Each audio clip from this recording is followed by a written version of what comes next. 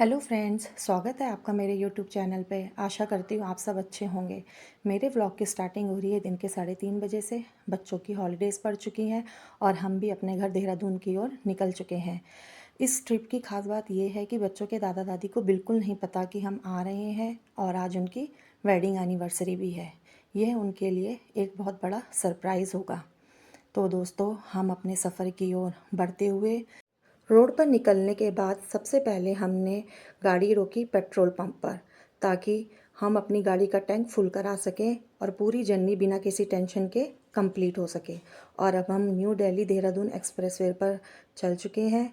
Wide road, smooth drive और कम traffic, road trip का मज़ा ही कुछ और है। एक्सप्रेसवे पर गाड़ी आगे बढ़ रही है और हर किलोमीटर के साथ देहरादून थोड़ा और करीब आता जा रहा है।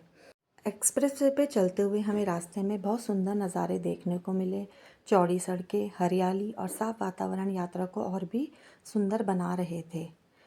बच्चों की मस्ती रुकने का नाम ही नहीं ले रही थी। इनकी मस्ती चाहे घर हो चाहे बाहर हो, हमेशा ही ऑन रहती है। रास्ते भर ये दोनों लड़ते, झगड़ते, हंसते, खेलते, कूदते, बस इनका यही चलता रहता है और इनके साथ हमें ट्रिप का पता भी नहीं चलता। पूरे एक्सप्रेसवे में कहीं भी हमें एक शॉप नज़र नहीं आई। बड़ी मुश्किल से जाके एक शॉप दिखी। हमने फटाफट गाड़ी रोकी, गाड़ी से उतरे, फ्रेशन अप हुए और अपनी चाय का ऑर्डर दिया। मौसम इतना अच्छा था तो चाय पीना तो बनता था। बच्चों ने अपने लिए चिप्स ऑर्डर किए और स्नैक्स वगैरह लिए। इसके बाद क्या था दोस्तों, मैं यहाँ पे वीडियो बनाने लग गई।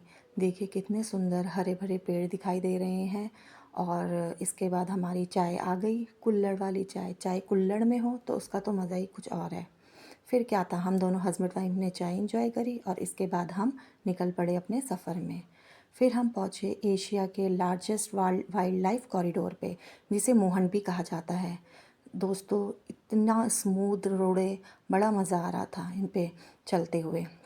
इसके बाद बड़ा बेटा ने बोला, पापा मैं सनरूफ़ से बाहर निकलता हूँ, लेकिन इतनी हवा में वो बिल्कुल भी अपना मुंह सनरूफ़ से बाहर नहीं निकाल पाया। बोलने लगा, मम्मा ये तो बहुत तेज़ हवा है। फिर हम पहुँचे जिसका हमें बेसब्री से इंतज़ार रहता है, उत्तराखंड देहरादून के टनल पर। इस टनल पर दोस्तों एक फ़ीलिंग ही अलग आती है, एक एक्साइटमेंट अलग होता है, क्योंकि हमें ऐसा लगता है हम वाकई में देहरादून पहुँच चुके हैं। और जैसे ही हम इस टनल से बाहर निकलते हैं, जो नज़ारे देखने वाले होते हैं उनकी तो बात ही क्या। चारों ओर पेड़ ही पेड़, पहाड़ ही पहाड़। दोस्तों बहुत मज़ा आता है। फिर धीरे धीरे सूरज ढलने लगा था, शाम होने लगी थी, रात होने लगी थी। चारों ओर लाइटें जगमगा रही थी और हमारी एक्साइटमेंट भी पीक पर पहुंच गई थी। कई घंटों के सफ़र के बाद हम फाइनली देहरादून पहुंच गए हैं। अब बस कुछ ही कदम दूर है और हमारा सरप्राइज़ भी रिवील हो जाएगा। बच्चों के दादा दादी को अभी भी नहीं पता कि हम देहरादून आ रहे हैं। बस फिर क्या था, बच्चे भी बार बार पूछ रहे थे, मम्मी कब पहुँचेंगे, कब पहुँचेंगे, कितनी देर है। उन्हें मैं यही कह रही थी, बस पहुँचने वाले हैं। और हम अपने घर की गली के पास पहुँच चुके हैं। हमने डिसाइड किया हम सामान बाद में निकालेंगे, पहले हम घर जाएंगे। फिर हम चुपचाप दबे पैर घर की ओर बढ़े। बच्चे तो इतनी फास्ट भाग रहे थे, उन्होंने फटाफट गेट खोला, चुपचाप आगे भागने लगे और मैं उनके पीछे पीछे, क्योंकि मुझे तो शूट करना था। उन्होंने चुपके से गेट खोला और अंदर चले गए। जैसे ही अंदर गए, सामने बच्चों के दादाजी खड़े थे, जो कि उन्हें देख के बहुत खुश हो गए और उन्होंने उन्हें गले से लगा लिया। फिर आई दादी की बारी। दादी भी बच्चों को देखकर बहुत खुश हुई और उन्हें गले लगा लिया।